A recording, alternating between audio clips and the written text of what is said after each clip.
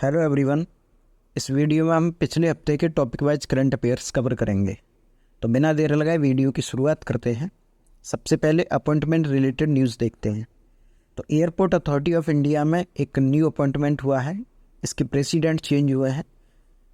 इसके नए president M Suresh को बनाया गया है और इन्होंने संजीव कुमार का स्थान लिया है। अगला अपॉइंटमेंट नेस्कॉम में है। नेस्कॉम के नए अध्यक्ष राजेश नाम्बियार बने हैं और इन्होंने देवजानी घोष की जगह ली है।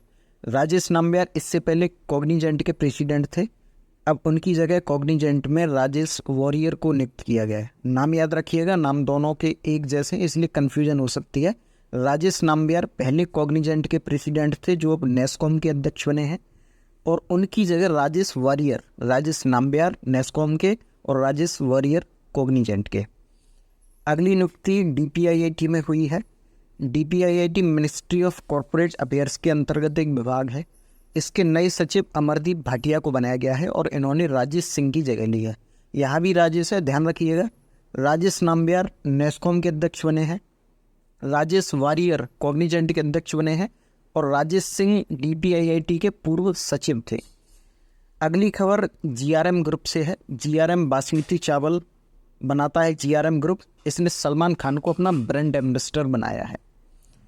अगली नियुक्ति एमसीए में हुई है। MCA means ministry of corporate affairs. इसकी नई सचिव दीप्ति गौर मुखर्जी बनी है और इन्होंने मनोज गोविल का स्थान लिया है। ये दूसरी नियुक्ति है जो सचिव के पद पर हुई है। इससे पहले अमरदीप भाटिया का हमने पढ़ा था जो डीपीआईआईटी के सचिव बने।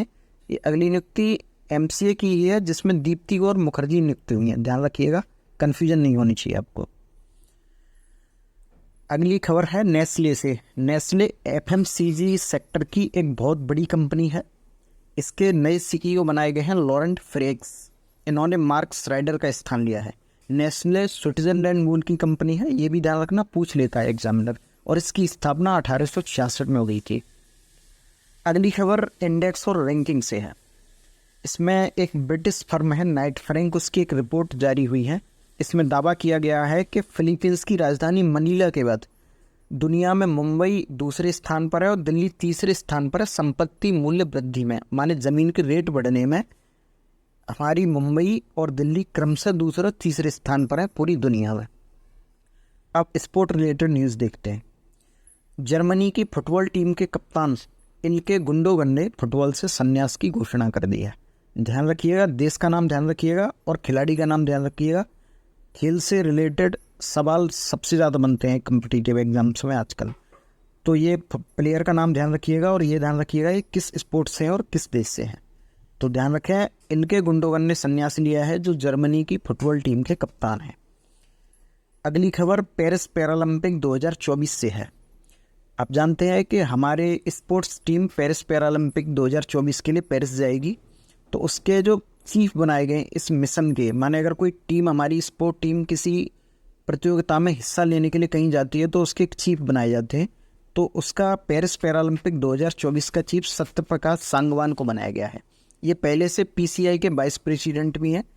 PCI means Paralympic committee of India, इसके वाइस प्रेसिडेंट हैं। अब इनको पेरिस पैरालंपिक 2024 के लिए चीफ बनाया गया है इस मिशन का।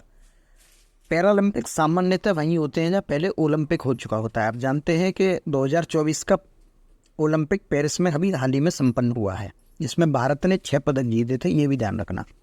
जिसमें एक भी गोल्ड मेडल नहीं था, एक सिल्वर मेडल था सिर्फ जो नीरज चोपड़ा ने जीता था। उसके अलावा सभी ब्रोंज मेडल थे। एक सिल्वर मेडल जो विनेश फोगाट के द्वारा आ सकता था लेकिन वो भी हमें नहीं मिला। अगली खबर आईसीसी T20 महिला विश्व कप से है। पहले इसका वेन्यू बांग्लादेश था, लेकिन बांग्लादेश में हुई हिंसा की वजह से, जो कि अभी तक शांत नहीं है, उसकी वजह से आईसीआईसीआई ने निर्णय लिया है कि अब यह T20 महिला विश्व कप यूएई में खेला जाएगा। अगली खबर, एक बच्चा है रौनक दहिया। इसने अंडर 17 विश्व कुश्ती चैंपियनशिप में कांस्य पदक अपने नाम किया है। अच्छी खबर है, इतनी कम उम्र में देश के लिए खेल रहा है। अंडर 17 विश्व कुश्ती चैंपियनशिप, वर्ल्ड चैंपियनशिप है ये, ध्यान रखिएगा। और ये संपन्न हुई है जॉर्डन की राजधानी अम्मान में, वहाँ ये आयोजित हुई थी और इसमें अपने रौनक दहिया ने कांस्य पदक जीता है। अगली खबर है अपने गोल्डन मैन नीरज चोपड़ा से। इन्होंने लोसाने स्विट्जरलैंड में आयोजित डायमंड लीग में 89.49 मीटर थ्रो के साथ दूसरा स्थान हासिल किया, यानी यहाँ इन्होंने सिल्वर मेडल जीता है। अगली खबर सिंसिनाटी ओपन से है। जैसे यूएस ओपन, विंबलडन ओपन, इस तरह की आपने प्रतियोगिता सुनी होंगी टेनिस की, वैसे एक सिंसिनाटी ओपन है। इसकी प्रतियोगिता भी हाल ही में संपन्न हुई है, जिसमें जेनिक सिनर ने मेंस सिंगल का खिताब जीता है और आर्यना सबालेंका, ये भी टेनिस खिलाड़ी हैं, इन्होंने वीमेन सिंगल का खिताब जीता। नाम ध्यान रखिएगा दोनों का, ये पूछ लेता है कि ये खिलाड़ी किस खेल से संबंधित है। तो जेनिक सिनर और आर्यना सबलेंका, पहली खबर तो ये है, पहली इंपॉर्टेंट बात कि ये दोनों टेनिस से रिलेटेड हैं और इन्होंने जो प्रतियोगिता जीती है उसका नाम है सिंसिनाटी ओपन। तो मेन सिंगल जीता है जेनिक सिनर ने और वीमेन सिंगल जीता है आर्यना सबालेंका ने। अब खबरें देखते हैं बैंकिंग और इकोनॉमी सेक्टर से। तो बजाज एलियांज और HSBC इंडिया के बीच बैंकर इंश्योरेंस समझौता हुआ है। मीन्स अब HSBC बैंक बजाज एलियांज के इंश्योरेंस पॉलिसी अपने कस्टमर को बेचेगा। अगली खबर है KBIC के, एक योजना है भारत सरकार की PMEG, अतः प्रधानमंत्री रोजगार सृजन कार्यक्रम। उसके कार्यान्वयन में तेजी लाने के लिए KBIC means khadi and village industry commission, इसने भारतीय डाक विभाग के साथ समझौता किया है। समझौते अक्सर पूछता है एग्जाम में, इसलिए ध्यान रखिएगा। KBIC का समझौता हुआ है डाक विभाग से, दोनों विभागों का नाम ध्यान रखना और किस पर्पज से हुआ ये भी ध्यान रखना। तो प्रधानमंत्री रोजगार सृजन कार्यक्रम के कार्यान्वयन में तेजी लाने के लिए। अगली खबर एग्रीमेंट से भी है और एनवायरमेंट से भी है, क्योंकि इसमें भारतीय मौसम विभाग शामिल है। तो रिलायंस फाउंडेशन ने भारतीय मौसम विभाग के साथ समझौता किया है उन समुदायों को एम्पावर करने के लिए जो जलवायु संवेदनशील है, मीन्स जिन पर जलवायु परिवर्तन का सबसे ज़्यादा प्रभाव पड़ता है, उनको सशक्त बनाने के लिए रिलायंस फाउंडेशन ने भारतीय मौसम विभाग के साथ समझौता किया है। आगे देखते हैं, भारत सरकार की कंपनी है गेल, जो गैस डिस्ट्रीब्यूशन का काम करती है देश भर में। फुल फॉर्म है gas authority of India limited. इसने एक अमेरिकी कंपनी पेट्रोन के साथ साझेदारी की है। किस लिए की है?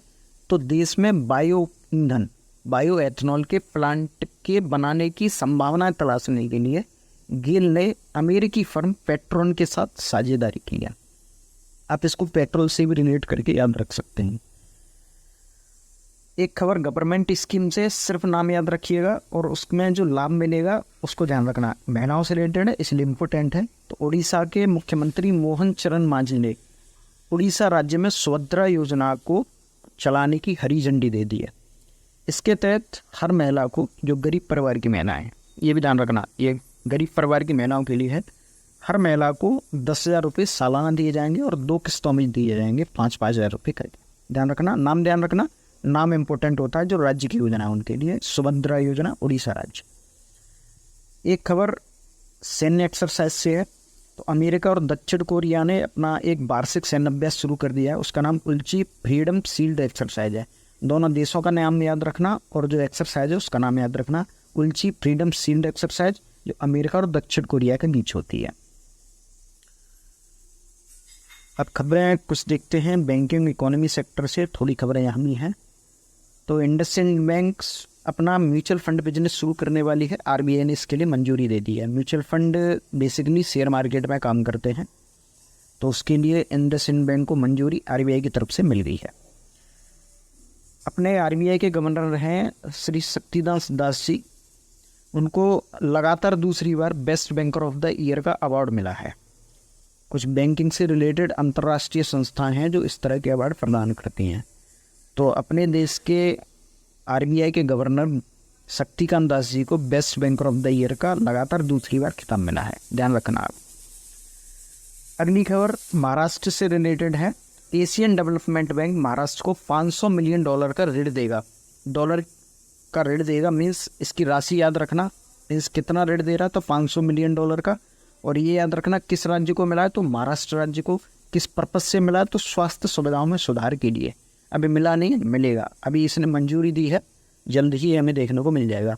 और किसने दिया है, तो ADB ने। ADB means Asian development bank. इसका मुख्यालय पूछ लेता है तो ध्यान रखना फिलीपींस के मनीला के मंडालुयोंग में इसका मुख्यालय है। इसके अध्यक्ष पूछे तो मसत्सुकु असगावा इसके प्रेसिडेंट है इस समय। अगली खबर एनपीसीआई यूपीआई से रिलेटेड है। एनपीसीआई ने यूपीआई में एक नया फीचर लॉन्च कर दिया है, यूपीआई सर्कल नाम है उसका। इसके तहत आप अपनी यूपीआई आईडी 4 से 5 लोगों के साथ शेयर कर सकते हैं। मानी एक ही यूपीआई आईडी से 4 से 5 लोग पेमेंट कर सकते हैं। आप अपने घर परिवार या मित्रों के साथ इसको साझा कर सकते हैं। एयरटेल पेमेंट बैंक का आपने नाम सुना होगा। इसने आर्टिफिशियल इंटेलिजेंस को अपने सिस्टम में इन्हेंस किया है। अब एयरटेल पेमेंट बैंक एआई द्वारा संचालित फेस रिकग्निशन सिस्टम की शुरुआत कर रहा है। अगली खबर एयू बैंक से है। एयू बैंक ने आदित्य बिरला फाइनेंस के साथ साझेदारी में एक नया क्रेडिट कार्ड लॉन्च किया है। जब दो फर्म कोई क्रेडिट कार्ड लॉन्च करती हैं तो उसे को ब्रांडेड क्रेडिट कार्ड बोला जाता है। तो एयू बैंक और आदित्य बिरला फाइनेंस ने एक को ब्रांडेड क्रेडिट कार्ड लॉन्च किया है। एक खबर स्पेस टेक्नोलॉजी से है। तो आपने स्पेस एक्स का नाम सुना होगा, जो कि एलन मस्क की कंपनी है। एलन मस्क ट्विटर और टेस्ला के मालिक हैं। उनकी कंपनी स्पेस एक्स, इन्होंने अंतरिक्ष की सैर करने का एक अभियान चलाया है। तो स्पेस एक्स का एक यान है, अंतरिक्ष यान, जिसका नाम पोलारिस डॉन है, जो इसी महीने में कुछ अंतरिक्ष यात्रियों को लेकर अंतरिक्ष की सैर पर जाएगा। कंपनी का नाम याद रखिएगा स्पेस एक्स, और जो यान है उसका नाम याद रखिएगा पोलारिस डॉन। दो खबरें महत्वपूर्ण दिवस से हैं। पहला है राष्ट्रीय अंतरिक्ष दिवस, जो कि 30 अगस्त को मनाया जाता है। इसरो के द्वारा शुरू किया गया था, इसको 30 अगस्त को द्वारा मनाया जाता है। अगला है दास व्यापार उन्मूलन दिवस। ये एक अंतर्राष्ट्रीय दिवस है, यानी एक से ज़्यादा देश इसको मनाते हैं। यह दास व्यापार के उन्मूलन की स्मृति के लिए मनाया जाता है।